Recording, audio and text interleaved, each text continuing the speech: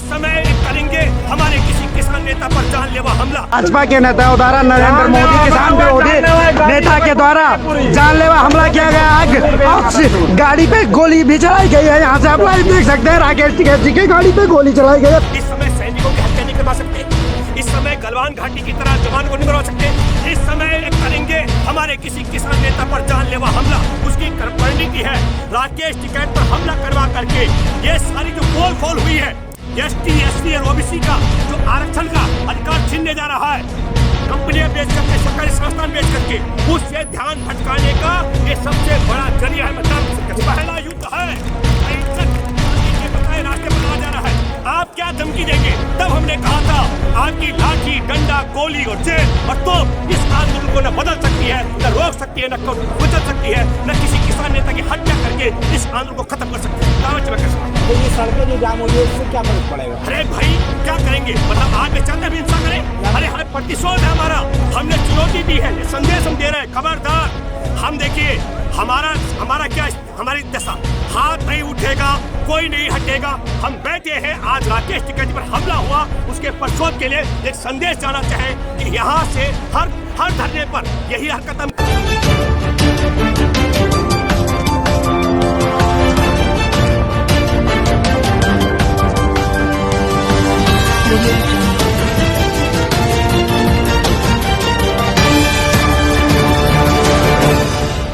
राकेश टिकैत पर जो जानलेवा हमला हुआ है उसे सुनकर आपको कैसा लग रहा है, क्या कहना चाहते हैं आप? मैं एक बात बता दूं, ये बेनकाब हो चुका है पूरा जो चड्डी गिरोह का मसला है।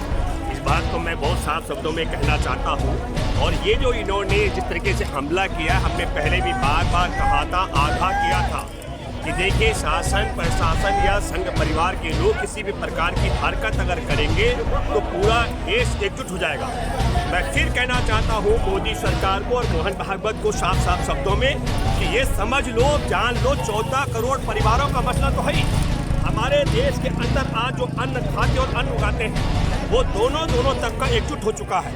ये जो राकेश टिकैत पर हमला किया गया है इसकी बड़ी, मैं आपको फिर कहना चाहता हूँ, हमने पहले भी कहा था हम बहुत अहिंसक तरीके से आंदोलन चलाने वाले लोग हैं। मैंने कहा था जब मनोहर लाल खट्टर ने एक्सप्रेस हाईवे से किसानों को गुजरने नहीं दिया था, तब मैंने कहा था कि भारत में गांवों के अंदर किसान भाजपा के नेताओं को प्रवेश नहीं करने देंगे। ये बात मैंने कही थी और आपने देखा जगह जगह आप देख रहे होंगे कि ये स्थितियाँ उत्पन्न हुई है। और फिर हमने दूसरी बात कही थी, अगर आप छेड़ेंगे नहीं, 26 जनवरी का हमने दावा किया था 10 लाख किसान दिल्ली आएगा और छेड़ोगे तो 10 करोड़ लोग आएंगे। ये इन्होंने जो इस प्रकार की हरकत की है राकेश टिकैत जी पर हमला करके, मैं दावे के साथ में कह सकता हूँ ये इनके विनाश का समय आ चुका है, ये समझ लीजिएगा। भूपेंद्र जी, एक के बाद एक हमले हो रहे हैं, ममता बनर्जी, अब राकेश टिकैत, प्री प्लान हो रहा है या क्या इस पर? देखिए आप इस पूरा समझना पड़ेगा आपको, इनके सारे के सारे जो हथकंडे हैं, देखिए आप ये समझ लीजिएगा कि पूरे मुद्दे को डाइवर्ट करने का इनके पास और कोई तरीका नहीं है। नरेंद्र मोदी हमारे देश के अंदर देश की सीमा की सुरक्षा के मामले को लेकर के बेनकाब हो चुके हैं। बेटियों की सुरक्षा का मामला आपने देखा, भाजपा का नेता का बेटा अभी गोंडा में लड़की को अपहरण करके गैंग रेप करता है। और आज की फिर एक और बड़ी घटना है जिसमें गैंग रेप करके बच्ची की लाश मिलती है उत्तर प्रदेश के अंदर। मैं कह रहा हूँ बेटियों की सुरक्षा के मामले में कहीं नहीं टिकते हैं। तीसरी बड़ी बात मैं कहना चाहता हूँ, हमारे देश के अंदर एससी, एसटी और ओबीसी को जो आरक्षण मिला हुआ है, पूरे देश के सरकारी संस्थानों को नीलाम करने के बाद, बेचने के बाद वहाँ कोई आरक्षण नहीं रहेगा। ये बहुत बड़ा तबका, मंडल कमीशन की सारी सिफारिशें खारिज होने वाली है।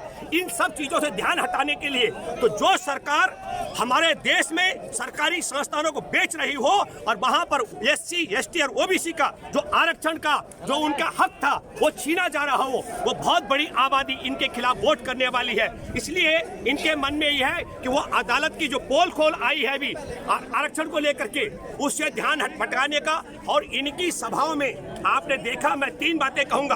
पश्चिम बंगाल के अंदर इन्हें कैंडिडेट नहीं मिल रहे हैं। दूसरी बात, चुनाव आयोग इनके साथ है, इनको वहां पर पोलिंग एजेंट नहीं मिल रहे हैं। तो पोलिंग एजेंट के लिए क्या किया गया कि बोला जो दूसरे इलाके का होगा। नियम ये था पहले से कि जिसका उस इलाके के वोटर लिस्ट में नाम होगा वही पोलिंग एजेंट बन सकता था। लेकिन चुनाव आयोग भी तोता की तरह काम कर रहा है, दूसरे इलाके का आदमी भी वहां आकर के। तो पोलिंग एजेंट इनको नहीं मिल रहे हैं, इनको कैंडिडेट नहीं मिल रहे हैं, इनको सुनने वाले लोग नहीं मिल रहे हैं। ये सिर्फ 90% टीवी चैनल में बचे हुए हैं।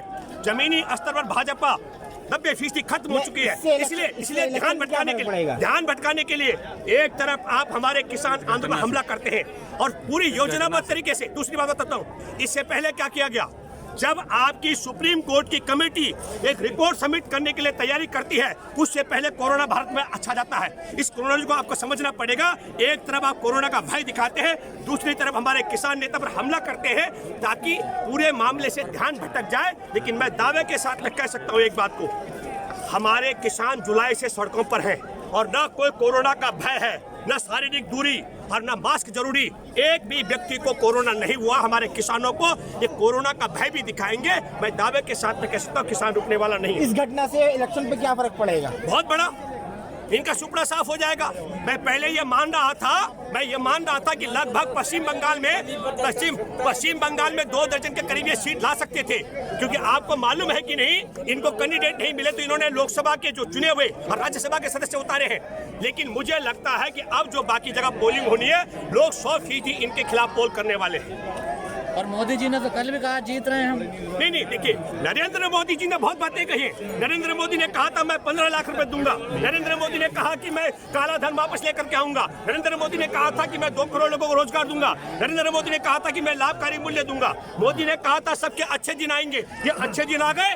300 से ज्यादा हमारे किसानों की शहादत हो गई। जुलाई से लेकर किसान सड़कों पर है। और मैं फिर कहना चाहता हूँ, सर्दियों में 0 डिग्री तापमान में जब इन्होंने पानी के तोप के बौछार हमारे किसानों पर मरवाई थी और आसमान से भी प्रकृति भी खिलाफ थी, वर्षा हुई, तब भी किसान सड़क पर था। और आज तापमान आप समझ लीजिएगा कि इस मौसम में तापमान रिकॉर्ड तोड़ गर्मी पर है, तब भी किसान सड़क पर खुले आसमान के नीचे है। ये अच्छे दिन है क्या? रोजगार का अगर हम जिक्र करेंगे, 10 करोड़ से ज्यादा लोगों की रोजी रोटी छिन चुकी है। 2 करोड़ 66 लाख जो बड़े नौकरी बड़ा वेतनभोगी थे, उनकी नौकरियां छिन चुकी है। और मैं ये कहना चाहता हूँ, कोरोना की आड़ में एक भूपेंद्र जी, सब कुछ ठीक ठाक चल रहा था, अचानक ये हमला। अचानक नहीं है, योजनाबद्ध तरीके से। मैं फिर कहना चाहता हूं, एक बड़ी रिपोर्ट जाहिर हो चुकी है, जिसमें एक बात साफ आ गई। केंद्र सरकार ने कहा हम जिन सरकारी संस्थानों को बेच रहे हैं निजी कंपनियों को, वहां SC, ST और OBC का आरक्षण का जो अधिकार है वो खत्म हो जाएगा। वो इतना भर कह रहे हैं, जो पहले से वहां नौकरी कर रहे हैं सिर्फ उन्हीं की नौकरी बच पाएगी, बाकी किसी को SC, ST और OBC का आरक्षण का लाभ नहीं मिलेगा। इस सारे बड़े मामले से ध्यान भटकाने के लिए इस समय सैनिकों की हत्या नहीं करवा सकते, इस समय गलवान घाटी की तरह जवान को नहीं मरवा सकते, इस समय करेंगे हमारे किसी किसान नेता पर जानलेवा हमला। उसकी परिणति है राकेश टिकैत पर हमला करवा करके ये सारी जो पोल खोल हुई है, ST, SC और OBC का जो आरक्षण का अधिकार छीनने जा रहा है, कंपनियां बेच करके, सरकारी संस्थान बेच करके, उससे ध्यान भटकाने का ये सबसे बड़ा जरिया है। मैं दाव के सकता हूं, किसानों को डराने की भी तो ये किसान को सुनो, किसान के लिए तो मैंने सुप्रीम कोर्ट में जब बोबड़े सुन रहे थे, तब मैंने कहा था दावे के साथ में, पूरे संसार के अंदर अहिंसक तरीके से इतना लंबा, इतना बड़ा, निडर, साहसी, शहीद आजम भगत सिंह, अशफाकुल्लाह खां की तरह बलिदान देने वाला ऐसा आंदोलन मानव सभ्यता से लेकर आज तक पहली बार धरती पर हुआ। तमाम लड़ाइयां हथियारों से लड़ी गई। पहला युद्ध है जो अहिंसक गांधी के बताए रास्ते पर लड़ा जा रहा है। आप क्या धमकी देंगे? तब हमने कहा था आपकी लाठी, डंडा, गोली और जेल और तोप इस आंदोलन को न बदल सकती है, न रोक सकती है, न कुचल सकती है, न किसी किसान नेता की हत्या करके इस आंदोलन को खत्म कर सकती है। दावे से मैं कह सकता हूं। तो ये सड़कें जो जाम हुई है, इससे क्या फर्क पड़ेगा? अरे भाई, क्या करेंगे? मतलब आप ये चाहते हैं हिंसा करें? अरे हाँ, प्रतिशोध है हमारा। हमने चुनौती दी है, ये संदेश हम दे रहे हैं, खबरदार। हम देखिए, हमारा क्या, हमारी दशा, हाथ नहीं उठेगा, कोई नहीं हटेगा। हम बैठे हैं, आज राकेश टिकैत जी पर हमला हुआ, उसके प्रतिशोध के लिए एक संदेश जाना चाहें कि यहाँ से हर धरने पर यही हरकत हम कर रहे हैं। रावत जी को जरूरी थोड़ा ये बीजेपी ने करो, किसी और ने भी फायदा उठा लिया। देखिए, ये जो एक मिनट पहले मैं आपको बताना चाहता हूँ, भारतीय जनता पार्टी के अलावा पहले पाकिस्तानी, फिर खालिस्तानी, आपको समझो माओवादी और तमाम आरोप किसानों पर लगाने वाले, अभी इनका एक विधायक है पंजाब में जिसको दंगा कर दिया कुछ लोगों ने, उसका कारण भी है। वो बार बार किसान आंदोलन को खालिस्तानी आंदोलन बताता रहा। हमने 26 जनवरी को दावा किया था, ये सिखों की लड़ाई नहीं है, ये हिंदू और मुसलमानों की लड़ाई नहीं है, ये बौद्ध और जैनों की लड़ाई नहीं है, ये हमारे देश के अन्नदाता की लड़ाई है। और मैंने तब भी कहा था कि ये किसान आंदोलन को लाल किले पर निशान साहब का झंडा फहराने तक सीमित करने का षड्यंत्र जो कराया जा रहा है भाजपा की तरफ से, उससे हमारे किसान आंदोलन का कोई लेना देना नहीं है। मैं ये बात फिर कायम करता हूँ कि जो आप कह रहे हैं भारतीय जनता पार्टी के लोग बौखला गए। इनका उप मुख्यमंत्री दुष्यंत चौटाला वहां पर हरियाणा में उसको नीचे नहीं उतरने दिया। अब आप समझ लो कि उनको पता लग रहा है, इनको लगा शायद कि राकेश टिकैत पर हमला करने के बाद किसान भयभीत हो जाएंगे, किसान नेता डरेंगे।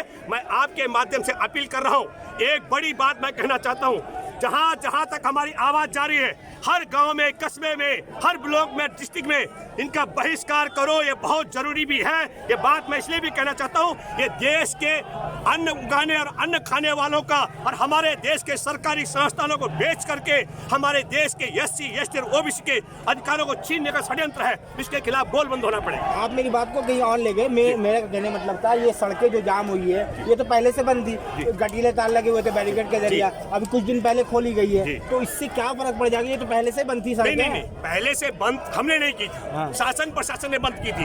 हम सांकेतिक तौर पर बंद कर रहे हैं, आज हम बंद कर रहे हैं। हमने सड़कें नहीं बंद की है, हमारे रास्ते सरकार ने रोके हुए। हमारे तमाम आंदोलन, चाहे वो गाजीपुर का है, सिंधु बॉर्डर का है, शाहजहांपुर का है, टिकरी बॉर्डर का है, हम यहाँ बैठने के लिए नहीं आए, हम संसद के अंदर जाने के लिए आए, संसद चौखट पर जाने के लिए आए हैं। अब सरकार ने रास्ता रोका हुआ है, इसलिए हम यहाँ हैं और हम रास्ता खोलेंगे। जो विरोध हम यहाँ कर रहे हैं, ये विरोध हम वहाँ करते हैं दिल्ली में जा करके।